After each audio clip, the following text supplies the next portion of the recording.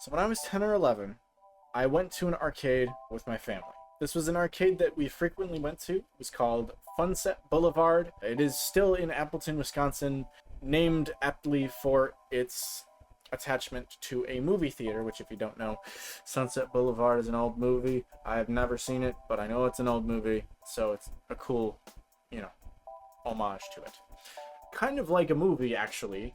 There was a corner in this arcade that had a couple of fighting games, kind of just very buried in the way back over yonder in the back of the arcade, where I found an arcade cabinet that was kind of abandoned. It kind of didn't really seem like it was in the right place, except for someone like me who had always just kind of felt awkward everywhere I went.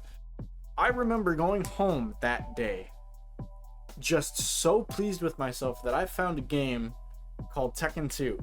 I was so happy. It wouldn't really be till a decade later, after they'd removed the machine, since they'd made renovations. I wouldn't really rekindle my love for it until 2022, when I started playing Tekken 7 seriously.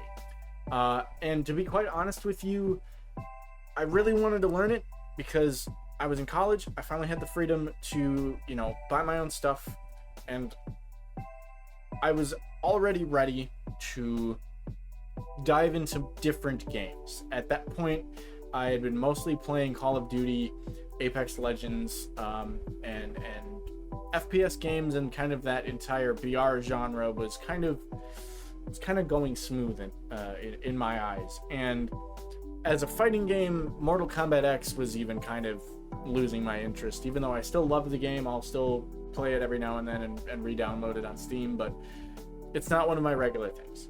I knew the Tekken 7 was known to be really hard, as a lot of the Tekken games were. However, it was kind of intriguing to me to learn that challenge. And to be honest with you, it was really, really, really difficult.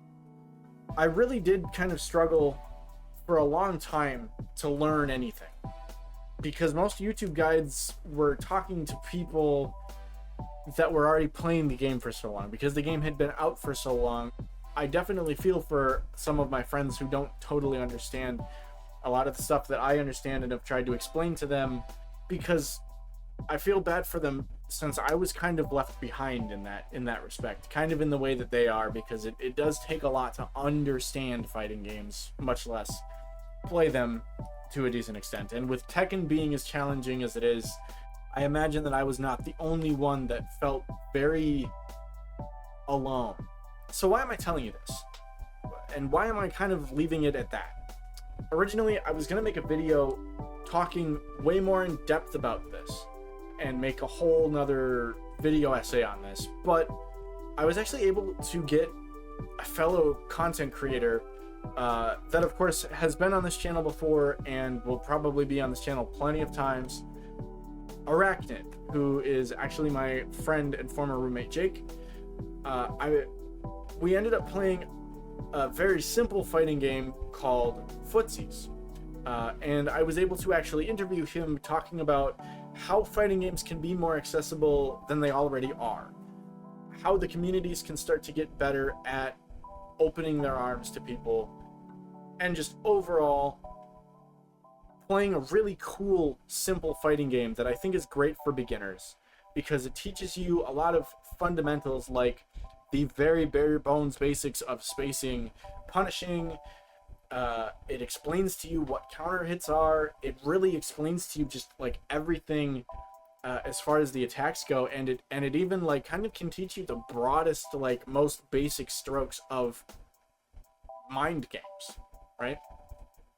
I will see you guys later this week, I'm sure, after this, because Heihachi comes out actually the day that this is being posted. So I'm very excited to share Heihachi gameplay with you. Until then, which will likely be either tomorrow or Wednesday as you're seeing this, until then, please like the video, comment your thoughts. I got a lot of great fact checking for my last video, and I actually want to thank those people that kind of corrected me because I don't play modern controls in SF6, so I don't really know what exactly it really changes and what it hinders and what it actually enhances. That is my apology. I was really trying to just get a broad overview of the series, but thank you guys for fact checking me. I appreciate it. Thank you. If you guys are watching this video again, thank you. And of course, subscribe for more content coming soon. Again, Heihachi gameplay. Very excited. Heihachi is my main, and I'm very excited for that. So, without further ado, thanks for joining me, and enjoy the video, guys. So, Jacob, do you know why I picked this game for my accessibility series? Because there's one button to attack. Yes, but do you know what you're learning here? Ouch. Do you know what you're trying to learn in this particular game? Punish. Yes, but also spacing, Jacob. Yes, that's pretty much that's literally the main part of this game. The nickname for the neutral part of fighting games is called footsies. But the point of me doing this game in particular is literally just this teaches you the fundamental of spacing and neutral, aka footsies. This is literally just how do I learn spacing? Like, every game is gonna have different spacing, but like how can I, like, what should I be working on to try and learn it? Like, when you're thinking about like getting newer players, not even people with like disabilities or anything, like getting just new players involved in a franchise, what do you think is like a super important thing? Proper communication of the because a lot of games, so a lot of games teach you controls, right? Yeah. But not a lot of games properly communicate to the player how those controls are supposed to be utilized, and that's especially a big problem, I think, with fighting games, where I'm stealing this quote, but a lot of fighting games will teach you how to do the big combo, but they will never teach you they will never teach you when to do the big combo. Who's that quote from? That is from Punk Duck. Okay. So if you were going to use it for a video, potentially not, because he can be kind of like edgy. So for like an academic thing, he might not be great. But right. It's like the sentiment is mostly like, you could definitely reword the sentiment to where because it applies. It's not like he owns the idea. But a lot of fighting games will teach you how to do these really cool things, but not teach you the flow state of the game.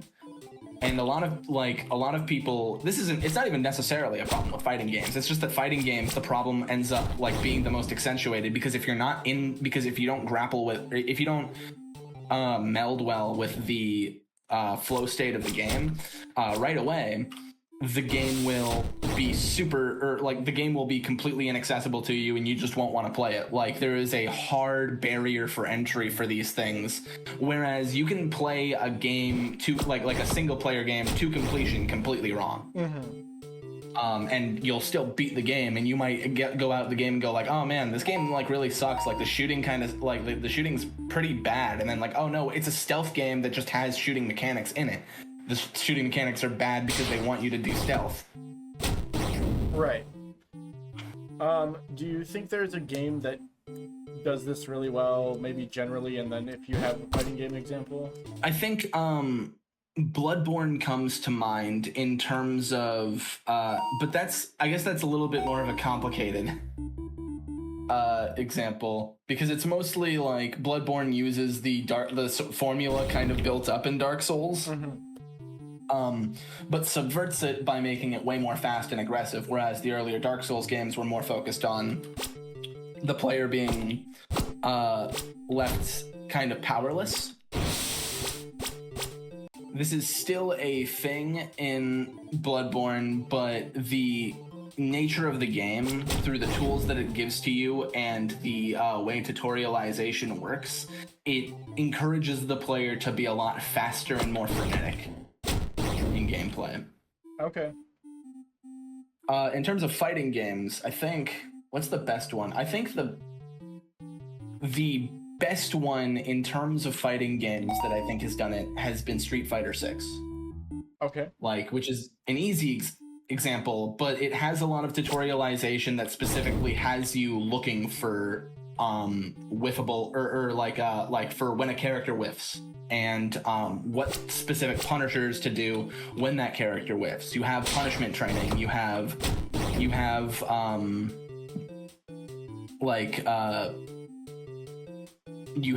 different like combo training. You have a lot of the different things. It's really dense, and I don't think it's perfect, but I think it's a very good start. In terms of like talking about difficulty in fighting games, do you think that the density of a fighting game is more difficult, or the like with how much of ability that you have with a particular character, do you think that kind of density makes a game harder, or do you think it's simply both, like, the combination of mechanical and psychological like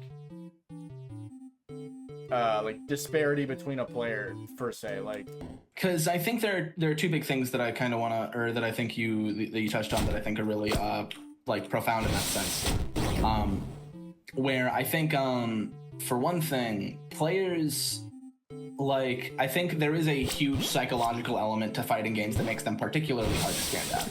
And I've talked about this before with you, where, like, I talk about how the competitive nature of fighting games makes it so I cannot get into them as a genre.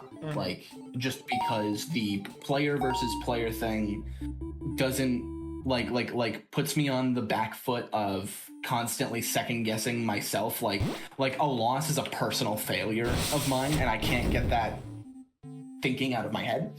Okay. But I think it goes a little bit deeper than that. I think most people don't like losing constantly. Like, and the biggest problem that, like, fighting games end up having is that they feel amazing to win with, but they rarely feel great to lose with. You know? Yeah. Where if you're losing, you have no control. You're being stun locked into oblivion. Not by any flaw of the game's design, but because the game is, like, you know, the game is essentially trying to communicate to the player, you have made a mistake, and this character and this player is punishing that mistake. Mm-hmm. What that ends up turning into long term is I have been in the air for 30 seconds, and I am not enjoying myself. I have no way to recover this, and it begins that snowball effect of, well, this isn't going well. This is going to continue to not go well. I'm not even good at this game. I'm just gonna stop. Mm-hmm. For me personally, I think, or for Tekken specifically though, I think there are a lot of different things that kind of go into that, because even fighting game fans are super can have a huge problems getting into Tekken specifically. Because yeah, there is a ton more going on, which I think will end up kind of, it'll bring it back to that psychological angle, but there's so many different things that factor into Tekken that, like, change that. Weirdly enough, it's the reason Tekken is my favorite fighting game, because because there are so many different tools at my disposal that I feel like I'm constantly left with options, but that can also be overwhelming for some people. Right. I just wanted to, like, add, like, an addendum, because this is a decent example in terms of, like, how difficulty can affect me personally, but maybe not necessarily everybody else. Mm-hmm. Because, like, the less control I feel I have, I think the harder it is for me to get into something. Mm-hmm. or for me to feel like I can start to improve. So at this game, weirdly, like when we had just started, I was getting really frustrated. Because I would just, like, move forward, and then all of a sudden I'd die in one hit, and okay, reset. New round. And it's like, it's not as though this is one of the hardest fighting games. It's just like that, like psychologically, like bears down on me. Like the less, like it took control, like, you know, the idea that I can make one wrong move and I won't know that I made a wrong move until the round is already over. Right. Do you think that the practice modes are enough to learn from? So for me, I think so to answer your question of are practice modes good enough, or like practice modes as they are good enough to like teach the like the mechanics of a fighting game. I'll use the example of Street Fighter 6 because I think because I used it as the best tutorialization of a fighting game's mechanics as I've seen. So I would say no, I don't think they are good enough. And that's not to say I don't think somebody could learn from them, because I think, like, of all fighting games, Street Fighter 6 has the easiest barrier for entry for somebody who's never picked up a fighting game before to understand the motions and ways that the game might work. However, I think they neglect a very crucial tool that could allow them to tutorialize their game way better than they already have been, and that is with their single player campaigns, because a lot of them are very lackluster and don't really do a lot. I think there could be more effort put into the design of AI to make them more imperfect, to where they will make more of the mistakes that a human player would to allow themselves for punishment, while also getting a little bit harder. Like, the benefit of having an AI fight single player versus multiplayer is that you can get an idea of an NPC's moveset without having to go and look at a move list. You can get a look at the different moves that a character is using and learn how to punish them dynamically, versus going into the practice room and labbing a bunch of moves that you don't know. Right. Because the lived experience is what solidifies into people's heads the easiest. They're not going to learn, like it's a lot harder to learn how to punish something by looking it up and trying to knuckle it down than it is to see the move take place, restart the game, and then try to see what the window is to punish that as they're continuously repeating it at a time. And it's a lot more useful to do that in the midst of a fight, where you're already actively thinking that way, than it is in a practice room where you're in this, okay, I have the room to make mistakes. Okay, let's, as you said, I'm trying to think maybe one more question, but maybe we just finish this set. Kind of bringing it back to the fact that this is a good beginner game. What do you think is the most important part that you would say a new player should learn? Do you think they should learn the executions of their game first, or do you think it's better to learn the mind games first? That is an excellent question, actually. Because I think to a degree it's a mixed bag. Ideally, a player should have a foundation for their moveset, because their moveset is their tool, is essentially their tools for success in a fighting game. Where if you it is crushing to lose when you don't know what tools you had at your disposal. It's crushing to know when you don't have a full grasp of the tool set at your disposal, but also tool sets can be overwhelming. So I wouldn't say have all of your tools available to you, but I would say have a solid grasp of them, and then work into mind games at the same time. Because I think mind games require some level of knowledge about some foundation of knowledge before a player can really get into that. Mind games only mean so much to a player who doesn't know how to capitalize on them. Yeah, so I think that overall I agree with your points. Ouch. I don't agree with that. I don't like that. I do.